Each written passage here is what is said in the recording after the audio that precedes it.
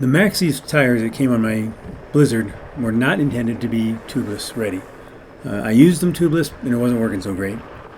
So when they started to wear out on the sidewalls, I took them into the pros at Ascent Cycling and we did our research and came up with the 45 North Dillinger 5 studdable snow tires to replace them. It's important to keep in mind these are winter tires designed for extreme winter conditions. They are tubeless ready. They have 252 total carbide studs, the holes there to put them in. You buy the studs separately. And they do come in a 27.5 size as well.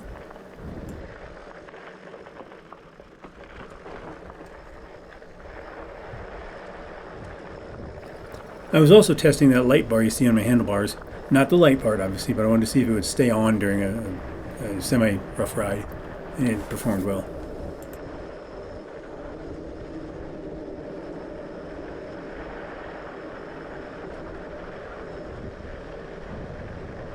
Up ahead is my first ice experience, and they performed very well. Not any slippage that I could tell on my pivot, I would have probably slid, and even with the Maxxis on the fat bike, it would have been a little bit slipperier.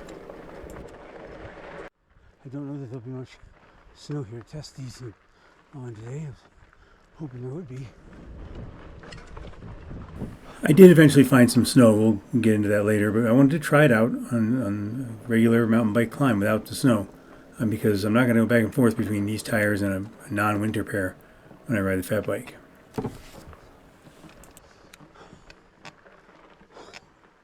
There's some. Not much. Now I've got these things at 20 psi right now. I'll bring them down as I go. See what does the traction.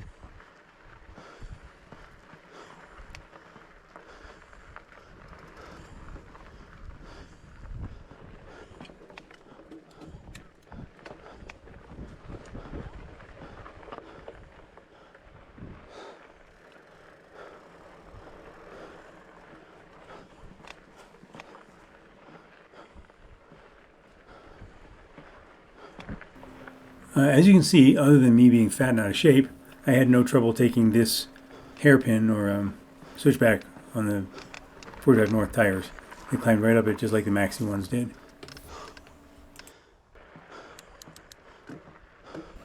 Overall, on general trail conditions, the Dillingers proved more than capable. At least as grippy as the Maxxis were. And as you can see in coming up here, they handle a little, it's not much, but it's somewhat of a technical rocky area. And didn't lose traction at all.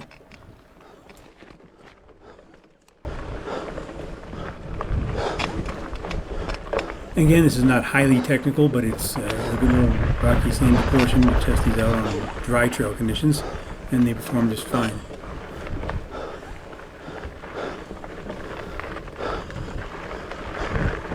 They actually feel like they might be a little bit lighter than the Maxxis or less rotational mass move around. When I started this ride, I had about 20 psi in the tires. Obviously, that's more than you want to run with fat tires, especially tubeless. So at this point, I stopped and took about 5 psi out of each tire to see how it would feel on the ride down.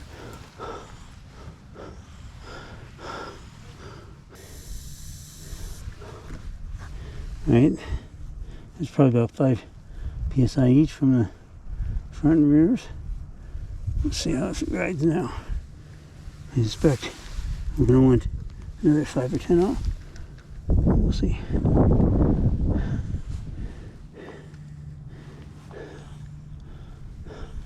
Also, when we get to the north side of this ridge, and if there's no snow, turn around going back.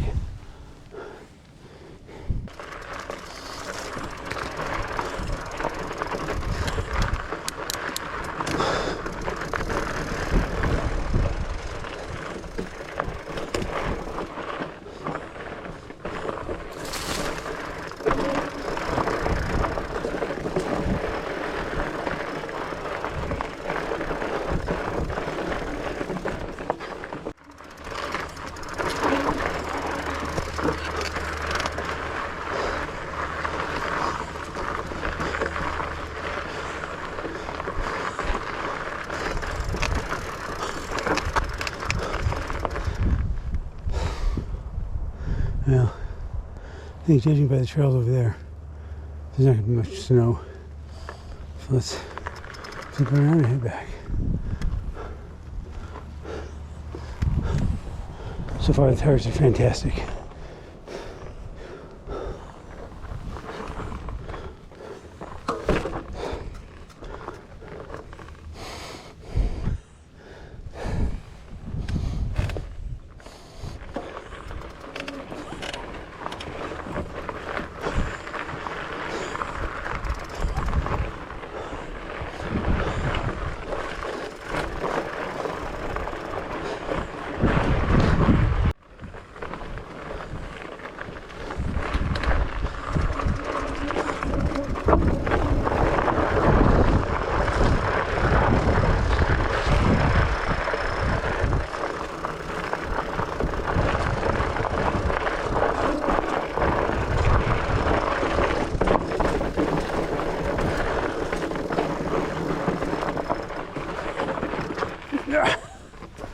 Alright, so slow down.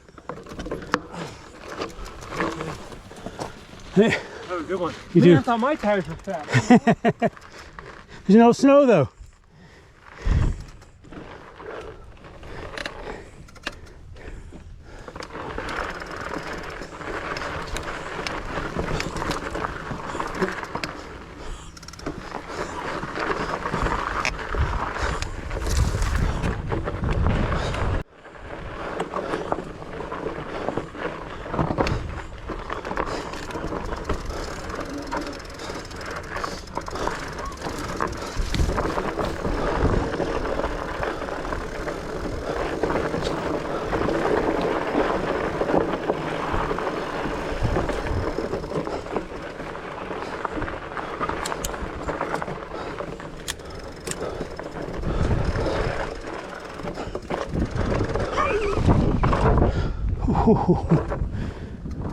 What happened there is that big front tire got wedged between two rocks and almost sent me over the bars.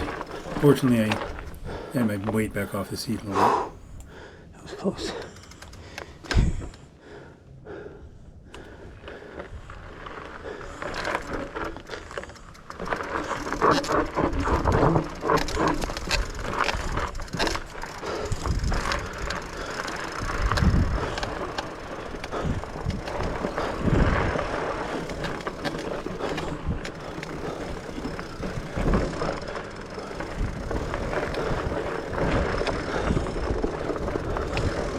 These tires did just as well downhill as they did up, and I think taking the air pressure out of them a little bit made a little less of the bounce effect, so it was a little easier staying in control.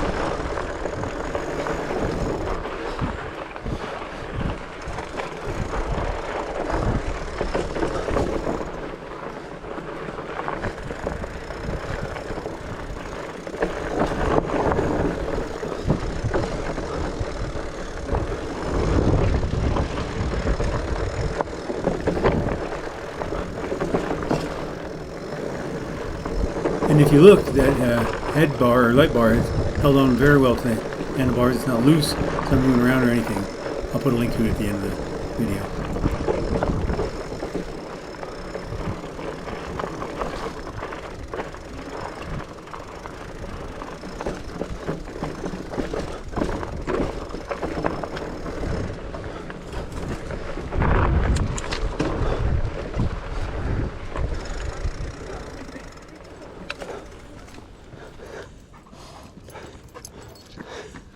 buddy. Hey.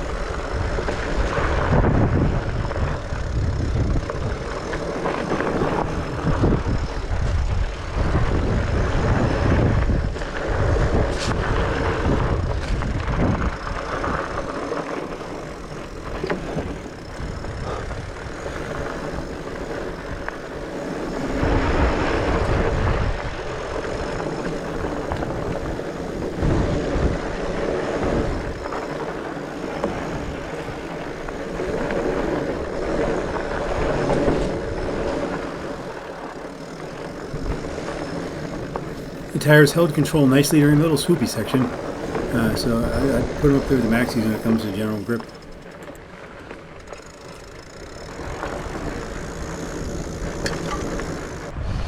On the way back I did find some snow and ice, and I decided to take a little test drive through there.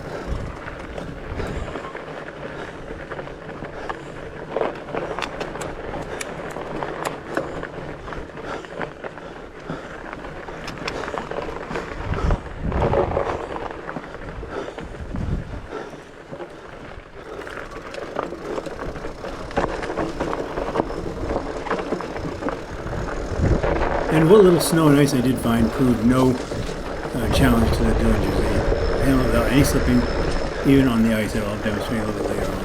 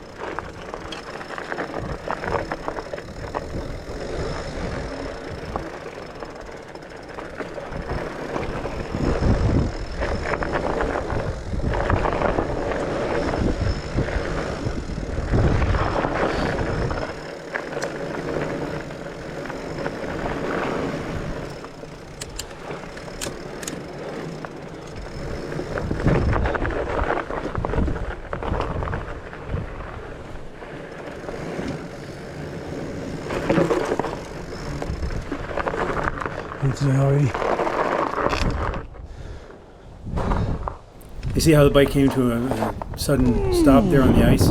I couldn't have done that on the maxis.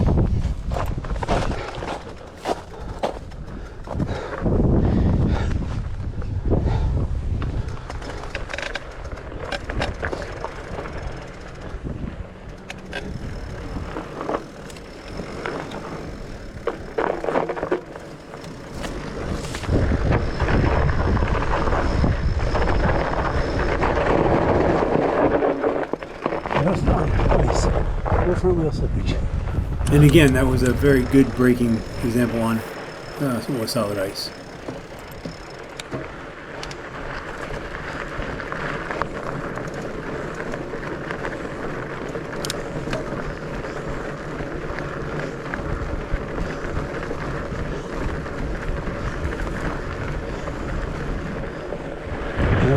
That was all ice, and I had to pedal through it because it was slightly uphill, and I had no slippage whatsoever.